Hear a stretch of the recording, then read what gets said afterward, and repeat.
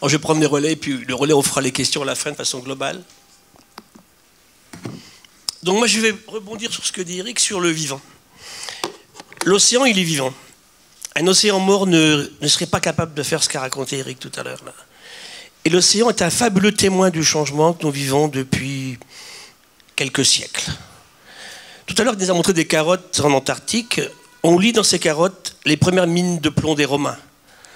Les premières pollutions généralisées, vous savez qu'une théorie actuelle qui a cours, c'est que l'Empire romain s'est écroulé parce que son élite intellectuelle faisait du saturnisme, avait le cerveau intoxiqué par ce plomb qu'ils avaient partout. Et l'océan a tout stocké. Donc moi je vais rebondir sur le vivant naît sur du minéral dans l'océan il y a un peu moins de 4000 millions d'années, 4 milliards d'années. Je vous ai mis une image de la Grande Barrière et je vous ai mis en haut là une météorite qu'on connaît bien qui s'appelle la météorite d'Orgueil, qui tombe dans un champ en 1864. Et là, vous voyez la différence entre l'humain et l'animal. Je vais vous dire que l'humain est profondément animal dans sa physiologie. Tout à l'heure, je vous l'ai dit, on a tous 140 millimoles de sodium et 105 de chlorure. C'est le sel de l'océan, ceci, bien sûr. Mais on est différent. Un brave paysan dans le Gers ramasse cette météorite qui tombe à côté de Toulouse. Aucun animal n'aurait fait ça. Il la ramasse, on l'oublie dans une caisse à oignons pendant 150 ans. Et elle arrive devant les nanosondes de la rue Buffon, à Paris, au Muséum. Et là, à partir d'un objet qui est vraiment moche, on l'étudie, science-based, et on raconte une fabuleuse histoire. Ce caillou est contemporain de la mise en place de la Terre et du Soleil. Quand vous le caressez, ça change la relation au caillou. Passez votre doigt dessus, dites oh, je caresse quelque chose qui s'est mis en place à ce moment-là. Et tu as le... J'ai pas... C'est moi qui l'ai? Non, ici, merci bien. Et qu'est-ce qui va se passer finalement? Regardez. Je vous ai mis ici cet océan qui est stable depuis au moins 100 millions d'années. Un océan. Ça, j'aime beaucoup. J'ai passé ma vie à travailler sur des estuaires. Vous avez l'eau douce en amont, l'eau de mer en bas. C'est quoi cette eau qui est entre les deux, là, finalement? Cette eau qui arrive de l'eau douce et qui va vers la mer. Regardez ce que je vous mets en dessous. Votre sang en ce moment. Le nôtre aussi, hein. Le sang de monsieur le ministre, le mien. Nous avons une eau qui correspond à peu près à un tiers d'océan. En salinité. Et tous les humains, depuis que l'Homo sapiens existe, sont comme ça, où qu'ils soient. L'humain a oublié cette relation primaire, très profonde, avec la physique, et on va voir avec la biologie. Parce qu'en plus, je vous montre après des cyanobactéries, les plus anciens fossiles que l'on ait à Paris, 3,45 milliards d'années en Australie. Et tout à l'heure, en arrivant au ministère, ici j'aime bien venir, il y a une flaque d'eau, près de la jeune gendarme qui est devant la porte, là. Il avait plus beaucoup tout à l'heure en plus. Donc j'ai ramassé de cette eau, j'ai regardé. Les mêmes cyanobactéries. J'ai dans une flaque d'eau, devant le ministère ici à Paris, quelque chose qui a 4000 milliards d'années. Pas mal comme entreprise. Hein. Quand on dit entreprise va durer très longtemps, la durabilité, elle est là. Et puis, on s'en fiche de ces cyanobactéries. Elles sont géniales. Tuons notre arrogance et allons voir comment elles ont fait pour durer aussi longtemps. Alors ça, la biodiversité. Quand j'étais ici au ministère, je voulais séduire, dire « Aidez-moi à sauver la biodiversité ». On était à la COP 21, on allait parler pendant une COP climat du vivant en disant « C'est le meilleur révélateur du climat qui change ». On est en Martinique, 25 chercheurs du Muséum, on gratouille 5 mètres sous les fesses des touristes qui sont sur la plage. Qu'est-ce que vous faites là? Un gros trou dans le sable, ramasser des trucs, vous êtes payé pour faire ça? Bon, c'est un peu bizarre. J'ai choisi les jolis comme ça. Et puis en fait, est-ce que c'est que ça la biodiversité? Voilà la biodiversité de l'océan.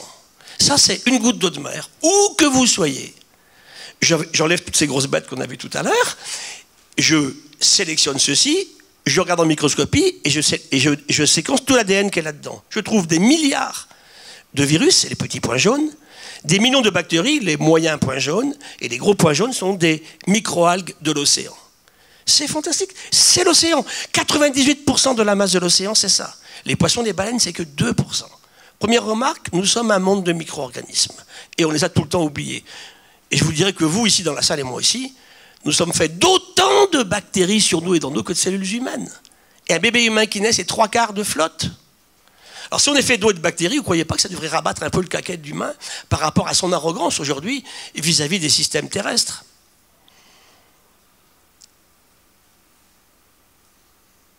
L'océan, des écosystèmes uniques. On a parlé tout à l'heure de ces questions physiques. Le corail, c'est... Monsieur le ministre insistait sur la responsabilité, dans le bon sens du terme, de la France vis-à-vis de ces milieux océaniques. Le corail, c'est moins de 0,1% de la surface de l'océan. C'est plus du tiers des espèces connues dans l'océan. La grande barrière de corail, ici, nous sommes en Nouvelle-Calédonie, en bas des mangroves, à droite des herbiers en Méditerranée. Ces herbiers de Méditerranée sont capables de stocker 50 fois plus de carbone qu'une forêt tropicale. Et on les oublie, on les détruit. Allez vous promener sur le bord des ports de Méditerranée où on relève une ancre bourrée de posidonie, massacrée pour rien du tout. Tout le monde s'en fiche. C'est extrêmement important pour l'avenir d'une Méditerranée qui est une mer incroyable. C'est la seule mer au monde où à 5000 mètres de fond, vous avez une température de 13 degrés. Toutes les mers au monde à 5000 mètres, elles sont à 1,5 degré. C'est un joli modèle d'océan. La Méditerranée, elle tient sa vie au retour de l'océan Atlantique, qui a à peu près 5,6 millions d'années. Mais ça serait une grave erreur de la considérer simplement comme un petit morceau d'océan Atlantique. Et le deep sea, les coraux profonds. Et c'est là qu'on a travaillé beaucoup dans ce ministère aussi. Monsieur le ministre est intéressé à cette question-là aussi. Un chalutage profond à 2 km de profondeur vous détruit 1000 ans de grandissement d'un écosystème sur quelques minutes. A-t-on besoin de ces ressources? Alors ça, je vous ai mis, bon, c'est juste pour montrer que l'océan est très spécial. On connaît 32 grands groupes animaux sur la Terre, mer et terre. 12 n'ont jamais quitté l'océan. Ils n'ont jamais été. Tout est apparu dans l'océan. Il n'y a aucun groupe sur la Terre qui ne soit pas né dans l'océan, c'est clair. Alors certains ont pu sortir. Eux, ben non. Là, je vous ai mis des groupes qui ne sont pas sortis, ils sont restés dedans. Alors on connaît bien les échinodermes, les oursins, les étoiles de mer. On connaît les tuniciers. Qui connaît les siponculiens, ici, que vous avez ici, bien sûr, les phoronudiens, les brachiopodes. Donc il y a des espèces qui sont que marines et qui n'ont jamais quitté l'océan. Il y a un truc en haut, là, ça ne vit que sur les mandibules de homard en Norvège. Fallait les trouver, hein. Alors j'aurais dit à mes collègues du muséum, allez voir les mandibules de homard en Nouvelle-Zélande. Peut-être que ce truc existe aussi sur ces mandibules de homard. Nulle part ailleurs. Pourquoi, comment? On ne sait pas. 300 000 espèces connues dans l'océan aujourd'hui. Ceci nous a amené justement récemment devant ces dangers qu'on évoquait tout à l'heure à l'IPBES, hein, donc moi je suis membre du bureau de l'IPBES. En 2011, on le lance officiellement. Et puis on fait la réunion plénière en France. On était très fiers d'organiser ça en France. Donc il y a juste un mois. La 7e plénière, 132 États représentés, 400 experts, 3 ans de travail, 15 000 publications étudiées. Et qu'est-ce qu'on conclut? On est parti sur une base aujourd'hui de entre un demi-million et 1 million d'espèces fortement menacées par nos activités anthropiques, à la fois dans l'océan et sur les continents. Comment on fait? Pourquoi? Alors ça, c'est le papier qui a fait basculer ma vie en 2001, montrer comment ça peut travailler, un système. On écrit dans ce papier... L'humain est la plus puissante force évolutive de la planète. Et moi, j'avais passé ma vie à étudier la longueur du jour, la température de l'air ou de l'océan, le sel de l'océan. Bien non, c'est plus ça maintenant, c'est la présence de l'humain. Et l'humain n'est jamais seul, il est avec ses animaux domestiques. Et on assiste aujourd'hui à un effondrement du sauvage, une explosion du domestique. 2 chiffres. 10 000 ans, l'humain s'arrête de bouger, invente agriculture et élevage. Nous avons domestiqué à l'époque le chien, le chat. On commence la vache, on a les chèvres et les moutons. Nous sommes 0,1% les humains et ces animaux-là de la masse de toutes les 5000 espèces de mammifères connues. Aujourd'hui, nous sommes 90%. 90%. Les scientifiques réagissent, nous sommes il y a 2 ans, 14 novembre 2017, 15 000 scientifiques crient « Demain, il sera trop tard ». On le crie au chef d'État. On l'avait déjà dit en 92. Et regardez un petit peu comment on communique. Le président Macron s'en empare quelques semaines après, et il fait le Earth Planet Summit. Il voulait revenir sur l'accord de Paris, et là il criera au monde, nous ne prenons pas le chemin financier de la résolution de l'accord de Paris. Et regardez le monde il y a 2 semaines. C'est intéressant de comparer le même journal à 2 ans d'écart. Comment on communique? Il y a 2 ans, il sera bientôt trop tard, et demain, il n'est pas trop tard pour agir, c'est intéressant. Il faut laisser de l'espoir, et moi je suis le premier à le faire dans mes conférences, vous le savez bien. 1 million d'espèces menacées? Pourquoi? Que fait-on? Comment notre avenir est-il lié à ces questions particulières? Alors finalement, la biodiversité, bien sûr qu'elle est en danger pour des raisons de destruction et de pollution, des raisons de surexploitation, je vais y revenir, des raisons de dissémination de tout partout, et des raisons de climat qui change qu'on a évoqué tout à l'heure. Le climat qui change, on a vu, c'est non seulement la température, mais aussi la montée aussi de la surface de l'océan, qu'on mesure maintenant au millimètre près, par les techniques que nous a tout à l'heure raconté Eric. Voilà ce qu'on fait de l'océan. On ne peut pas détruire l'océan. Ce qu'on détruit, c'est le littoral. C'est pas comme une forêt qu'on peut enlever, une mare, qu'on peut assécher le littoral. On peut le polluer, le souiller, le surexploiter, mais le détruire physiquement, non. Alors, c'est très intéressant. Là, vous avez une zone du monde où on se préoccupe beaucoup d'océan. C'est compliqué, bien sûr, de voir comment ce littoral est. Il s'en va. Alors, les pêcheries, les exploitations. Finalement, en 1950, on sortait 12 millions de tonnes, et puis on a augmenté l'effort de pêche. Et ce qui est paradoxal, c'est que depuis maintenant presque 30 ans, on n'augmente pas d'1 kilo les débarquements mondiaux de pêche, qui sont déclarés. Hein. Il y a à peu près 30% de pêcherie illégale, mais on débarque à peu près entre 80 et 90 millions de tonnes de pêche dans le monde. Mais l'effort de pêche augmente considérablement, c'est ma flèche rouge ici. Ça coûte de plus en plus cher d'aller les chercher. En motorisation, en engin de pêche, bien sûr, en bateaux extrêmement sophistiqués et en énergie fossile, bien sûr. Hein.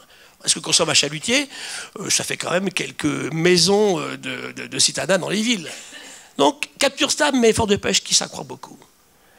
Voilà une image terrible, hein, ça c'est aux Seychelles, donc c'est de la capture de thon albacore. On surexploite à peu près un tiers des stocks mondiaux aujourd'hui. Et quand on surexploite, ça ne dure pas très longtemps. C'est là que l'humain se méprend par rapport au vivant. Dans la nature, on paye toujours ses dettes. Là, on ne paye pas sa dette puisqu'on surexploite en permanence. Ça va se terminer par ce que racontait Elinor Ostrom. On finit par la destruction du bien qui est notre intérêt, en fait. Un tiers surexploité. Ça, c'est un joli schéma que j'aime bien. On fait de la science sur des coupures de journaux. Ça peut arriver. Je vous ai mis des concours de pêche. C'est très masculin. Vous lâchez les types. Celui qui prend le plus gros a gagné. Alors, ils sont contents avec des flingues ou avec des filets de pêche et tout. Alors, il pose à côté de son truc. Là, il est dans les journaux. Alors, nous, on est allés chercher ces journaux. 1926, 57, 80, 2007. Vous voyez que la virilité, elle a pris un sacré coup parce qu'il est champion du monde avec 140 grammes en 2007 par rapport à 1926. On a détruit en 18 ans tous les grands poissons de l'océan par ces moyens en cherchant les plus grands, des plus grands, des plus grands. On avait des thons avant la Seconde Guerre mondiale à 1000 kilos. Les plus gros, ils font 550 aujourd'hui. Regardez ce petit garçon, il n'a pas changé de taille. C'est la morue qui a rétréci. On pêchait des morues en 1900 de 200 kilos. Les plus gros, c'est font 30 kilos aujourd'hui.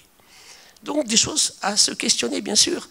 Alors ça, c'est un exemple intéressant, justement, de climat-interaction avec l'exploitation. Je vous ai mis des poissons pélagiques. Ça, c'est en Namibie ou bien au Chili. Donc, j'exploite toutes les sardines. Je prends tous les maquereaux, toutes les sardines, tous les chinchards, tous les harengs, d'accord? J'éteins les oiseaux qui les mangent, bien sûr. Hein. Ça fait le même effet qu'El Niño, que nous racontait tout à l'heure Eric. J'éteins les baleines et j'éteins les poissons de haut de gamme qui les mangent. Ce qui est embêtant pour le pêcheur, là-dedans, il y a les thons, qui est le poisson le plus rentable en pêcherie aujourd'hui. Comme ces poissons n'existent plus, ce qu'ils mangent d'habitude de zooplancton, plancton animal, explose. Et qu'est-ce que mange le zooplancton? Le plancton végétal, le phytoplancton, qui joue un rôle essentiel dans la capacité de l'océan à fixer le gaz carbonique, dont vous a parlé Eric. Un quart du CO2 est fixé par l'océan, vivant. Vous voyez que le climat qui change affecte le vivant qui s'en va affecte le climat en retour. Et ça, c'est très préoccupant, bien sûr. Voilà, on fait de l'aquaculture, on dit bah, la pêche ça ne marche pas, on va cultiver dans l'eau comme on a fait sur Terre. Voilà une baie ici au Japon, en Corée, en Chine, où on va faire un peu de tout. La créativité, l'inventivité humaine nous permet de produire aujourd'hui 27 millions de tonnes d'algues, pratiquement tout ce qu'on consomme vient de la culture, des champs sous la mer. Vous voyez, ce sont des champs, hein, on fait des sillons sous la mer, il y a 5 mètres d'eau, des algues, on produit des mollusques, huîtres plates ici, qui a quasi disparu en France après l'introduction de 2 parasites dans les années 70, 20 millions de tonnes, 16 millions de tonnes, on produit des crustacés, des crevettes, très rentables, ça se vend très cher, mais on a détruit 15 millions d'hectares de mangroves par ces élevages de crevettes un petit peu partout, en Chine, en Thaïlande, au Brésil, au Pérou, au Vietnam, et puis ici des poissons élevés ici au Japon, des cérioles, on fait 50 millions de tonnes. Donc vous montrez que aujourd'hui, la pêche en tonnage est dépassée par l'aquaculture, on produit plus, et en rentabilité économique beaucoup, parce qu'on ne s'amuse pas à produire en culture des poissons qui valent pas cher, on ne fait pas de la sardine. On va faire du thon, on va faire du saumon, on va faire du turbo ou des crevettes. Donc, pourquoi pas, je ne suis pas contre l'aquaculture, mais quel type d'aquaculture? C'est une vraie question. Aquaculture et pêche, et pour clore sur ce que l'océan fournit à l'humanité, des molécules pharmacologiques et cosmétiques. Quand vous allez à la pharmacie aujourd'hui, quand vous achetez un médicament, la moitié est naturelle, la moitié est faite par des produits de synthèse. Et bien dans l'océan, on a sorti aujourd'hui 26 000 molécules d'intérêt pharmacologique et cosmétique. On a sorti des anticancéreux, des antibiotiques, des antivirus, des antichampignons, des immunostimulants, des immunobloquants, des facteurs de croissance. Une grande partie des éponges. Pourquoi les éponges? Parce qu'elles ne bougent pas. Une éponge, c'est comme un arbre. Quand elle s'est fixée, elle ne bouge plus. Et elles sont très très anciennes. Donc quand on est très ancien et qu'on ne bouge pas, on a intérêt à avoir développé des stratégies de défense, parce que quand le prédateur arrive, on ne peut pas s'en aller. Ici dans la pièce, s'il arrive tout d'un coup un gros prédateur où vraiment ça ne sent pas bon du tout, qu'est-ce qu'on fait? On s'en va. Ils ne peuvent plus. Ils sont comme un arbre. Ils sont coincés là. Et voilà pourquoi on a beaucoup plus de chances, ce qui est réel, de trouver de molécules d'intérêt chez ces animaux qui ne bougent pas. C'est comme une plante. On peut comparer les plantes terrestres, deviennent des médicaments, peu d'animaux terrestres, et les animaux marins fixés. Deuxième intérêt, c'est là j'ai trouvé 13 prix Nobel de médecine qui sont acquis grâce à des modèles marins qui apparemment étaient sans aucun intérêt. Le prix Nobel de la découverte de la transmission de l'influx nerveux sont des médecins britanniques grâce à un nerf de calmar. Cadeau du vivant, il est 1000 fois plus gros en section que le nôtre. Je vous ai mis Timothy Hunt en bas, là, ici. Lui, il découvre tout simplement la molécule clé du cancer. Grâce à quoi? Une étoile de mer. Ça ne se bouffe même pas, une étoile de mer. Ça n'a aucun intérêt pour l'humain. Qu'est-ce qu'il trouve là-dedans? La molécule clé du cancer. Prix Nobel en 2001. Les mécanismes du vieillissement récemment trouvés par nos collègues allemands, grâce à un truc qui ressemble à rien, qui s'appelle tétrahyménol, qui est dans les flaques d'eau. Apparemment, aucun intérêt. Pour ça, quand on dit qu'est-ce que vous sauvez? Le vrac! Pas le machin beau avec des beaux yeux bleus et des grands cils, uniquement. Hein. Il faut qu'on sauve effectivement. Et puis, le thème de l'utilitarisme est très compliqué. Hein. Réfléchissez à tout ce que vous avez fait depuis ce matin qui ne sert absolument à rien. Venir m'écouter ce soir, par exemple. Mais ça vous apporte du plaisir et du bonheur. Et ça, c'est une grande quantification qui est partagée. Quantification sur l'effort. Metchnikov, c'est sur l'étoile de mer. Donc tout ça, c'est...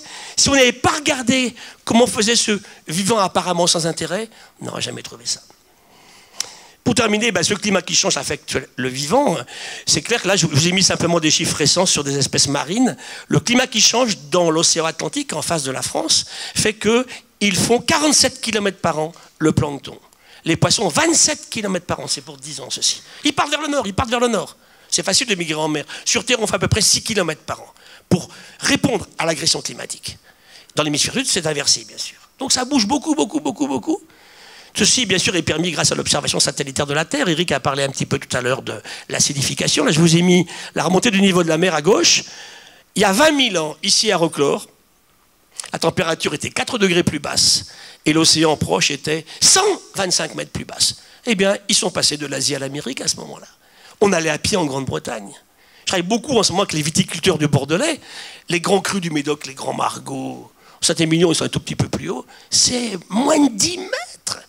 Et là, je vous parle d'une mer qui était 125 mètres plus basse. Et vers 12 000 ans, la mer s'y met à remonter très vite. 5 cm par an, c'est considérable. Hein.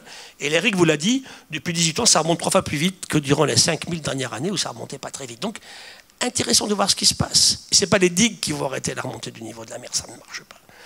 Bon. Voilà, c'était pour vous dire en fait qu'on est sur un système aujourd'hui où ce vivant est profondément dépendant de la physique qu'on vous a expliqué auparavant. Donc, on peut l'exploiter, c'est des ressources pour l'humanité. Mais il y a aussi des questions éthiques qui se posent. Cet océan, il est essentiel, régulation du climat, fourniture de protéines à l'humanité, mais c'est aussi un merveilleux lieu de vie. La vie y est née, on le néglige, on le prend pour une poubelle. Et c'est pour ça que lorsqu'on a commencé à parler d'océan lors de la COP, effectivement, 20, c'était un très grand progrès. Et maintenant, on parlera toujours d'océan. Les Français ne sont pas très proches de l'océan, les Bretons un peu plus quand même. Hein. Les grands navigateurs sont pratiquement tous des Bretons, de Nantes jusqu'à Brest. Et c'est vrai qu'il y a Tabarly disait, pour le Français, l'océan, c'est qu'il a dans le dos quand il est à la plage. Il faut que ça change. Et je rejoins Eric, s'il vous plaît. Battons-nous tous collectivement pour l'océan. Et c'est ce qu'on fait ici, bien sûr, dans ce ministère. Merci.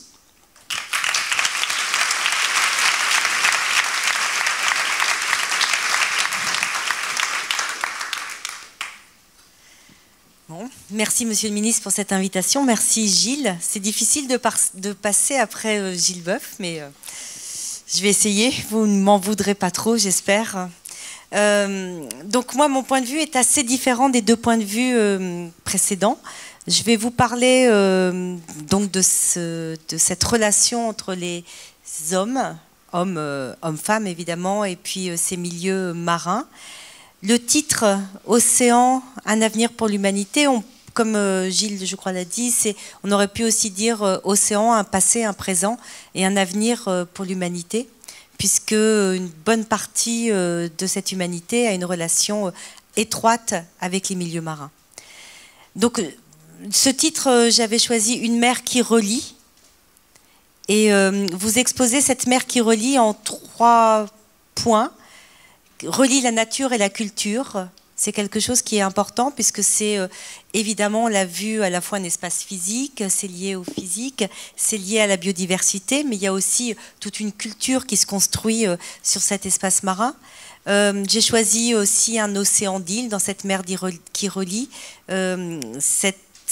oui, la manière dont il ne faut pas concevoir la mer comme un élément qui sépare, mais bien au contraire, élément qui relie des territoires. Et la troisième partie sur cette mer qui relie aussi, parce que c'est un espace politique, et le politique relie les hommes entre eux, comme l'a aussi évoqué Gilles tout à l'heure. Donc, de la nature à la culture. Alors, on parle beaucoup d'espaces naturels quand on parle d'espaces marins, d'océans, mais c'est aussi des espaces socialisés. Alors, bien évidemment, on voit assez peu de traces. C'est pas comme un espace terrestre où on a l'appropriation des espaces avec du foncier, des maisons, des routes, des monuments, etc. Mais on a beaucoup d'éléments qui nous montrent comment ces espaces sont appropriés, les savoirs, toutes les connaissances qui sont liées à ces milieux-là, tous les savoir-faire aussi que les hommes sur différents territoires ont déployés, les imaginaires. Évidemment, la toponymie, c'est un espace qui est connu, qui est nommé, et puis toutes les formes d'organisation. Alors moi, j'ai moins de photos, je suis désolée, ça va être plus texte, mais... Donc, ce qui est intéressant quand on prend en compte ces relations homme-milieu marin, c'est de justement s'intéresser à ces savoirs qu'on appelle savoirs locaux, savoirs populaires, savoirs autochtones. Ça dépend dans quel cadre on s'inscrit. Mais on a toujours des formes de savoir qui se développent. Alors ces savoirs, ils sont non codifiés, c'est pas la même chose que les savoirs scientifiques. Ils sont inscrits dans des expériences individuelles et collectives. Mais c'est des savoirs qui sont aussi différents parce que c'est pas des savoirs disciplinaires. On est dans des savoirs qui prennent en compte plein d'éléments, des éléments expérimentaux, d'expérience, où l'on appréhende la mer ou les milieux marins en fonction de ce qu'on a pu vivre auparavant.